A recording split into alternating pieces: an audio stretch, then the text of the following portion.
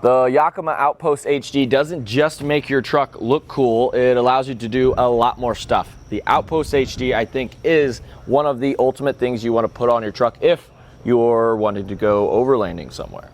One thing that Yakima wins overall when it comes to ladder racks are the bar size. So with these, we can use a bunch of different types of accessories and they work because these crossbars aren't that big.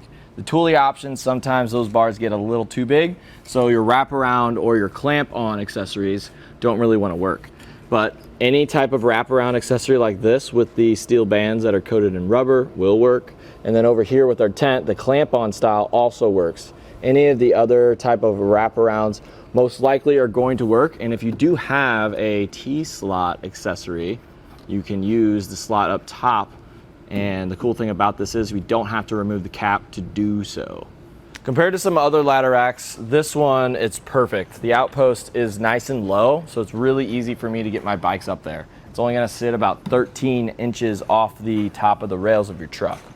This is kind of a recreational type rack for your truck. It's not really gonna be used for your ladders, your lumber, or even kayaks, just because the height is not gonna exceed our cab height. That being said, we have another Yakima option. It's called the Yakima Overhaul HD, and that's going to be one that's a little taller. You can also get one that is also adjustable, so you can get really the best of both worlds, and it's all going to be the same exact thing. There's a couple things that we can add to this setup that I think would look pretty cool. If you come in here and look at these posts here, there's 2 screws on the insides here. What that is for, you can get a sidebar and add an extra little bar that connects to both of these towers, so then you can add stuff like a jerry can or just have another spot for more accessories. I think it looks pretty cool too. If you have a Nissan or a Toyota truck that has the track system on the inside, we also have an adapter kit that's going to work with that. Another thing that I think really brings this system to the next level is if you get the tonneau cover kit. So that can be paired up with a specific tonneau cover like the Retrax Pro. That one, it'll go into the tracks, so you don't have to have all this stuff going on the inside of your bed. So then you can have whatever's in your bed completely covered and then still have the bars on top. It looks really cool and it really protects your stuff. I'm really digging the look. It's got a matte powder coated finish and it's all made of aluminum, so it's going to be lightweight. It's about 50 pounds and it's not going to rust away, so you can keep it on your truck and look cool throughout all the seasons. And we have a couple of cool things that Yakima threw in. One, we have a tie down on the end of each bar, and also the T-slot is opened up, so we don't have to remove this cap. That tie down is going to come in handy whenever we're tying stuff down. There's another one right here that we can use to tie down stuff as well, and it's just welded right to the inside here. And of course, with Yakima, we got a bottle opener too. Before you put anything up on the crossbars, you want to check and make sure that you're within the crossbar spread that accessory wants. The one right here, this is a Yakima tent, works really well with the Outpost system. We're at about 40 inches of crossbar spread, and that's just a measurement from the center of one crossbar to the center of the other. If you want to get an idea of how cool this looks with a tent on top, I always check out the overlanding rigs whenever they're going down the highway. It just looks cool. And whenever you see a box like this up on top of the ladder rack on a truck, you know they're gonna be doing something pretty cool. So we actually have a decent amount of crossbar spread on here still too, because the tent doesn't really take up all of the bar space. So what we have it set up right now is just on the driver's side. And it's gonna work really good with our setup. So now once this is done, we can unlatch it and fold it out. So here we go. The ladder is plenty long, so it just sits like that.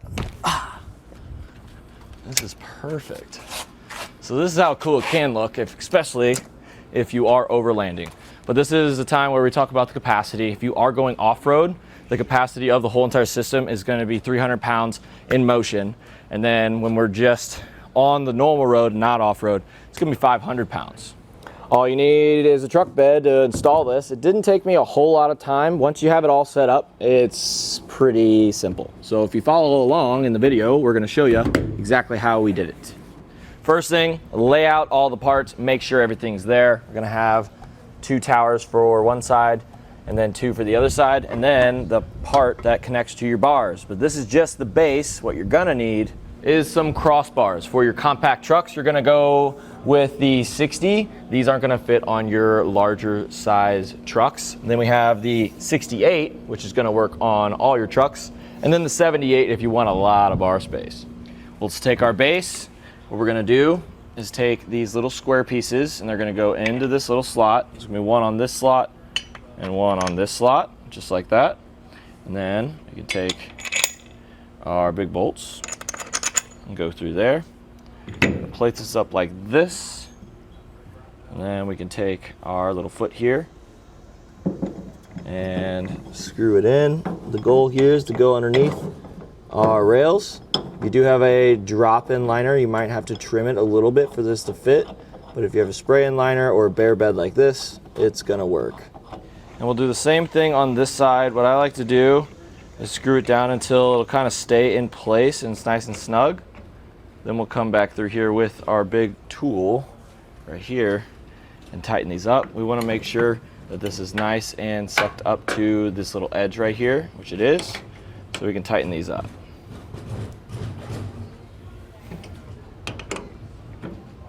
Now we can loosen this, and notice how this plate, it's going to back off a little bit like that.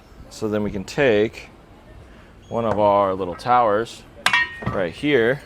Now we set this into place. The goal here is to have the tower being on the either farthest back side, if you're installing it back here, or the farthest to the front. We want these legs to have a gap in between them, and I want them to face each other. So then we can go ahead and tighten up this thing right here a little bit to get it nice and held into place.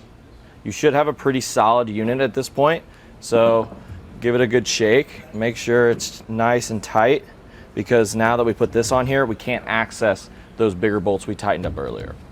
Now for the second little base here, notice how these little screws are different. So this is where the locking core is gonna go. So for each set of bars, we wanna have one of these on there, meaning on the passenger side, which is where we're at, we wanna have one like this and one like this. Now we prepare the bar. What we want to do on each of our bars, there's going to be an end cap, and to remove that, there's a little bolt right here. Take the tool that comes with the kit and take those out. It's easiest to loosen them and then flip it over to get the bolts out if you undo it all the way. So that's the way I do it. And I only have to do this on one side, because what we want to do here, pull that cap off, and then we can just take our little brackets over here and we can put them both in on one side. But one is going to go way over there. This one's going to stay right around here. They're going to be a little loose. Then after that, you can just put this back into place. We're going to do that for both of our bars. Get these 2 little brackets and keep them in the middle, just so they're not hidden. So then what we want to do now is lift this up and put it into place. And then make it as even as you can. Now we'll go underneath, and we can take each of them, the little bracket, and slide it in. There's going to be 2 different holes right here. Let's line up the hole, and then we can take our bolt right here with a lock washer on first and then a normal washer, and we can get this tightened down. There's going to be 2 for each side. So 4 total for each bar. Give it a good shake. This is very, very solid. So if you feel a little bit of wiggling, just make sure you go around and tighten everything up. There's one last thing we want to do. It does include locks for it. So remember the little pegs on some of our feet right here. So what happens here is you put it over like that, and then you can lock it up right here. So this is just going to prevent anybody from getting to the bolts that secure the rack down. So as you know, after assembling this on the base, this tower is actually covering up those bolts. So this thing is fully locked down. It's not that difficult at all. Maybe it took me, I don't know, about 10 minutes at most. So now we can go ahead and load up our favorite accessories, whatever we really want. And that'll do it for a look at the Yakima OutPost HD ladder rack system.